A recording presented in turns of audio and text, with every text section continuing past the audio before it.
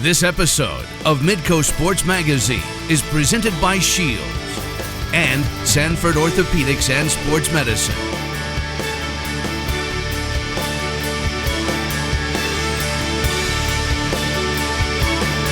Hello and welcome to the golden edition of Midco Sports Magazine. We celebrate our 50th episode this month. Started this show back in 2011 and still going strong with stories that get to the heart of sports and competition, about great athletes and wounded warriors and those with a great passion for what they do. Like the cross-country team in a small reservation town in North Dakota where running and winning state championships have become a way of life. And a visit with a former South Dakota governor who is still running strong at the age of 88. But we kick it off with football and a classic story of a road less traveled. The Minnesota Vikings have a wide receiver right now named Adam Thielen, who played at Division II Minnesota State Mankato, small school, while there was another guy from the same league and the same level who actually played in this stadium who was on the same path from the NSIC to the NFL. Here's Carla Metz. Left foot, right foot, left foot, right. It's how we learn to walk. It's the basics of running. And for life as an undrafted free agent in the NFL, it's the motion of perseverance.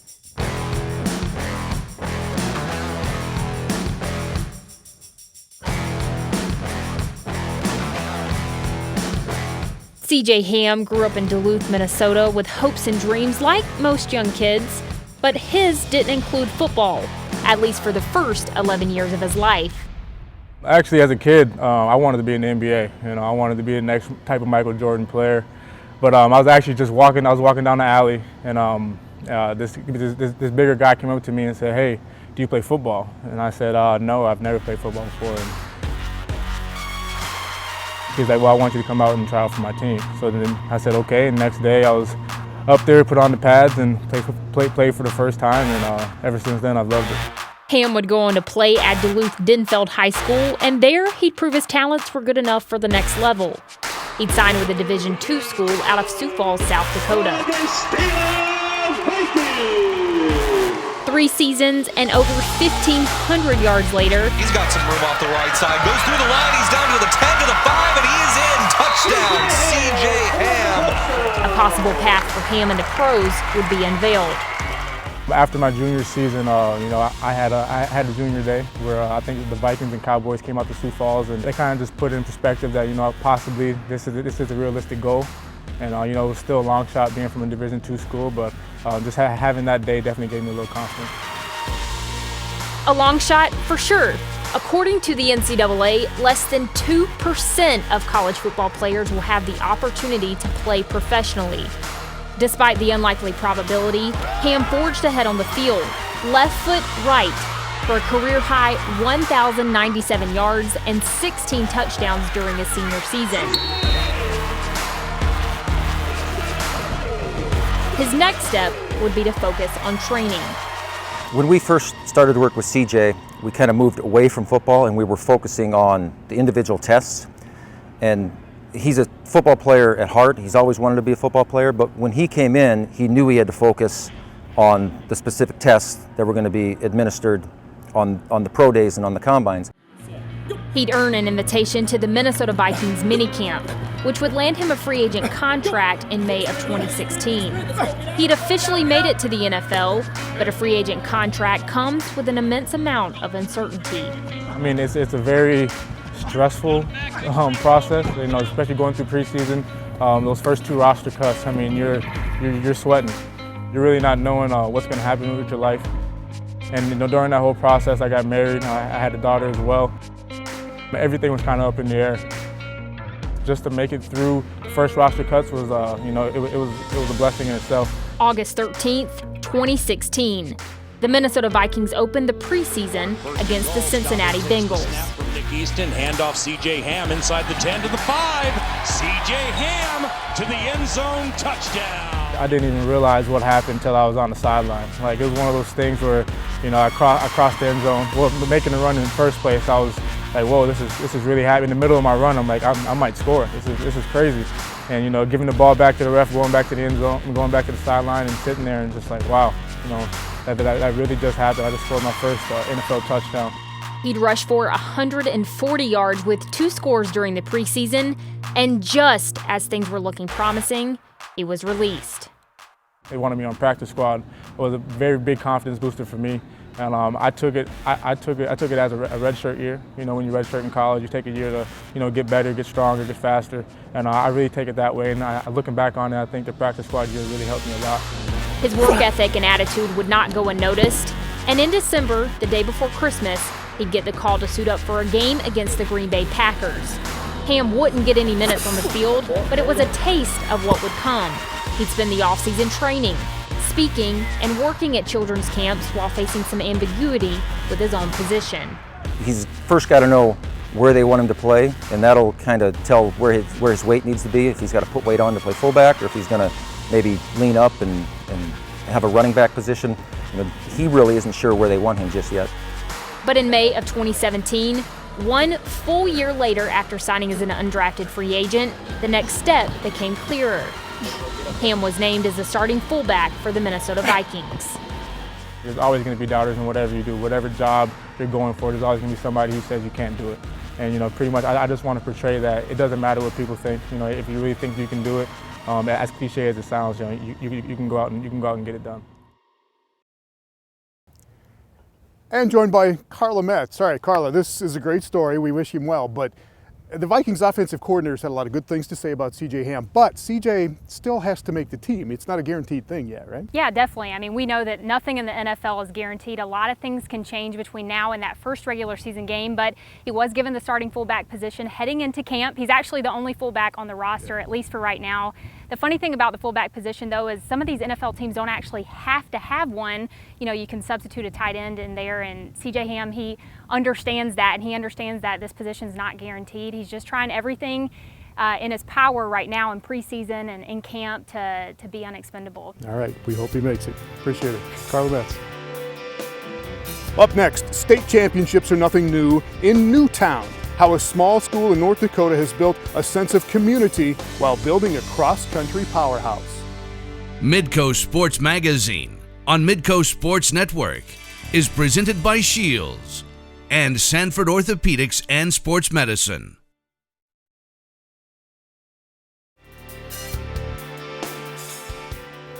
Welcome back to our 50th edition of Midco Sports Magazine.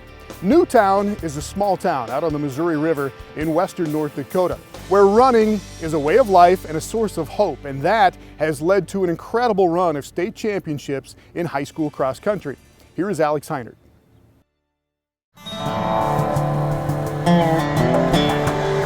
70 miles southwest of Minot, on North Dakota Highway 23, just before reaching Lake Sakakawea and the Missouri River, you'll find the appropriately named Edgewater Country Club. It's not a bad spot for a round of golf, but on most days in the summer and fall, it serves another purpose. Edgewater is just one of a number of improvised training grounds for the student athletes at nearby Newtown High School, home to one of the most prolific cross-country programs in the nation. But while the school has won more individual and team state championships than nearly any other in the state, it's still not a place many in North Dakota could find on a map. You know, no one really knows of Newtown. They're like, where's that? Is that by Fargo? We're like, no, that's the other side of the state. Even though Newtown's location might remain a mystery, North Dakota sports fans have become accustomed to seeing the name atop cross-country and track leaderboards for the better part of the last 4 decades. A medium-sized Class B school on the Fort Berthold Reservation, Newtown garnered enough interest from the student body to start a cross-country program in the fall of 1981. 1 year later, they'd have their first individual state champion, and 3 years after that, they'd win the first of 3 Class B team titles in the 1980s. They kind of kicked it off. They kind of started it and had these young eyes look at them, and this, you know, I want to be a part of that. To be part of it and continuing like doing that, what these runners did before, it's like a special tradition. It's like something that never ends, and it's going to continue to keep going on and on. Newtown's runners continued to excel throughout the 90s, but it took the arrival of a new coach in 2004 for the glory days to return. Well, I had coached real close by here in Watford City for 20 years. We knew a lot of the athletes and a lot of the families, and yeah, that first year was a learning curve, but fortunately we had some really good kids, and they peaked at the right time, and we ended up winning the state championship that first fall. That title in 04 was the starting point for a run of cross-country dominance that is still going strong today, as Newtown has won 11 of the last 13 state B-Boys team titles, as well as 8 individual crowns over that stretch. But while the sheer number of championships are impressive, it's the margin of victory, especially in recent years, that really stands out. Newtown has won the last 5 State B team titles by an unheard of average of 102 points, nearly earning a perfect team score of 15 at each of the last 2 state meets in the process. At the beginning of the season, we always set goals. The first goal is always the state championship. The second one's, can we get that score lower? We really put a lot of emphasis on the fact that it's not just the top guy that's important, it's the whole team. If we want to get that score, it's going to take hard work, and when we have us, I'm pretty sure we could get it if we just all work together. With so much success in high school, a number of Newtown's best have continued running at the collegiate level within North Dakota. But it wasn't until 2015 that doors outside the state began to open. Avery Hale, the son of assistant coach Jay Hale, became the first Newtown athlete to run for a Power 5 program after earning a track and cross-country roster spot as a walk-on at Kansas. But hours after officially making the team, he'd get a harsh reminder that his place was anything but guaranteed. His coach called him in the office and said, "Look, are you Native American?" And he said, "Yeah, I said, "Well, you got a little room for error." And he called me and said, "Dad, why do you say that?" I said, "Well, I'll tell you what, these coaches are paid to win. And they're not gonna gamble on some kid that goes home. It's not your fault, it's not the next guy's fault, but that's the stigma we have. So that's why I always we talk to kids in this program, look, you think this is hard. Man, wait till you get out there." Hale didn't go back to North Dakota, but instead rose above expectations to place in the top 50 at the Big 12 Cross Championships and secure a berth to the NCAA Midwest Regionals as a freshman.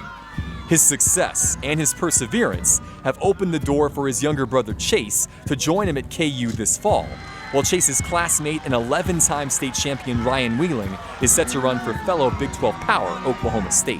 I really, truly believe if it wasn't for his character, I don't know, and it's nothing to take away from a Ryan Wheeling or a Chase Hale. I don't know if they would have looked here, but I think he knocked some barriers down and say, look, we got to look at this program that's going on up there.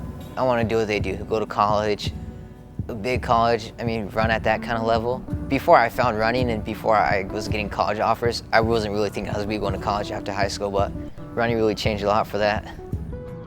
From the outside, being from a small town or a reservation or even the Dakotas in general might be looked at as a negative thing, a hindrance in the way of greatness. But in Newtown, with its golf course and lake and incredible running tradition, it's the opposite.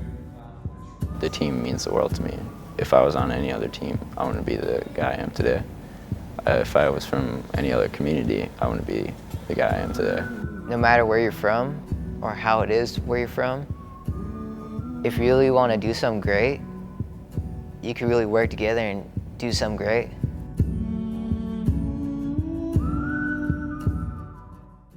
The distance team from Newtown proving that greatness can come from anywhere. With 14 team titles, the boys from Newtown, one shy of Bowman County's record for the most all-time in Class B in North Dakota. Jalen Chase and company will look to tie that mark this October the 28th at the state meet in Valley City. Midco Sports Magazine on Midco Sports Network is presented by Shields and Sanford Orthopedics and Sports Medicine.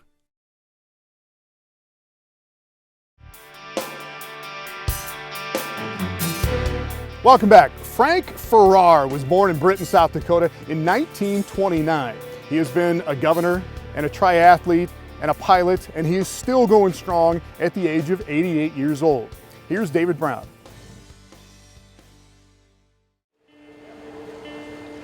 Frank Farrar is a leader. All right, swimmers, are you ready? Even though he's not always at the head of the pack. Get set, go! Frank Farrar is a leader, even if he doesn't always win. Frank Farrar is a leader, even when he follows the path, slow and steady. My problem is, I'd like a 48-hour day instead of 24. I get tired. I have to go to bed. Time notwithstanding, the ability to bend it is about the only thing Frank Farrar can't do. In the twilight of his life, he's been able to fulfill goals that most won't accomplish at half his age. Hey, good job, Frank. He's completed more than 360 triathlons, including 28 Ironmans, one of the most grueling races in the world. A 2.4-mile swim, a 112-mile bike ride, and a full marathon run of 26.2 miles.